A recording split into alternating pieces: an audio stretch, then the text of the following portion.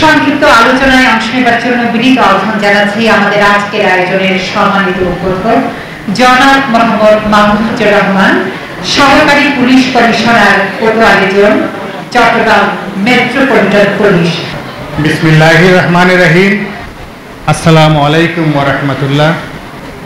অসহায় নারী, পুরুষ ও শিশু কল্যাণ ফাউন্ডেশনের উদ্যোগে আয়োজিত এইচএসসি আলিম কৃতি শিক্ষার্থীদের সংবর্ধনা অনুষ্ঠানের সম্মানিত সভাপতি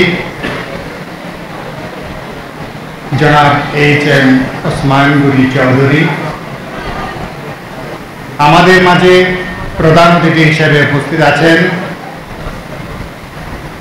চট্টগ্রামের অহংকার বাসার গ্রুপের সম্মানিত চেয়ারম্যান এবং সিও আলহাজ আবুল বশর আবু সাহেব, আমার শ্রদ্ধেয় মামা।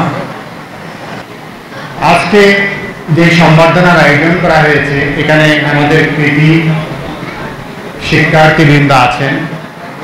আমি তাদের কাছে একটি প্রশ্ন করতে চাই, কেন আপনাদেরকে আজকে সম্বর্ধনা দেওয়া হচ্ছে?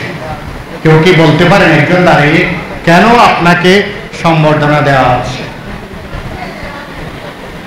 কোন একজন শিক্ষার্থী কি বলতে পারেন আপনার কেন? হয়তো জানে অনেকে, হয়তো বলতে পারতেছেন, আমি বুঝতেছি।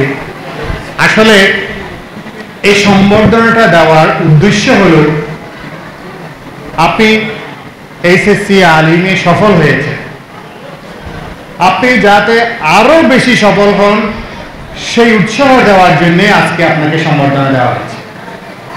তা আমি আজকে যারা কঠোর পরিশ্রম অধ্যবসায়ের মাধ্যমে জিপিএ পেয়েছেন, তারা ছিল এতদিন একটা ছোট্ট গণ্ডির মধ্যে।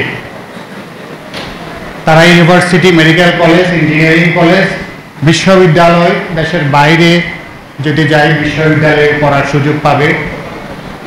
এটা একটা বৃহত্তর পরিবেশে যাবে।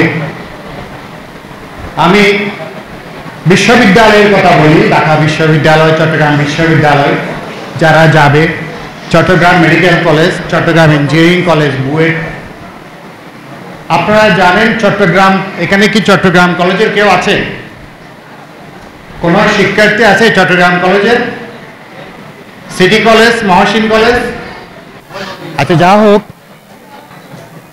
আপনার চট্টগ্রাম কলেজে 650 জন শিক্ষার্থী ভর্তি করা হয় প্রতি বছর।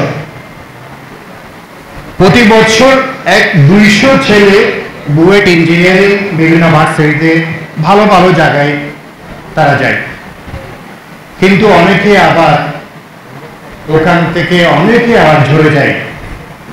আপনারা জানেন চিরাং কলেজে, চট্টগ্রাম ডিভিশনের সবচেয়ে মেধাবী ছেলেরা চট্টগ্রাম কলেজে যায়, তারপরে আসে মহসিন কলেজ, তারপর সিটি কলেজ। এই মেধাবী ছেলেরা কেন ঝরে যায়, এটা আমি একটি উদাহরণ দিই।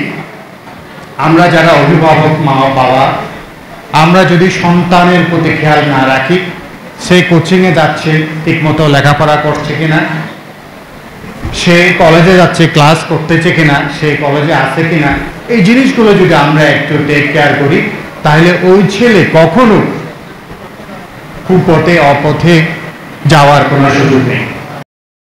অসহায় নারী, পুরুষ ও শিশু কল্যাণ ফাউন্ডেশন সমাজ ও দেশের কল্যাণে নিয়োজিত সংগঠন।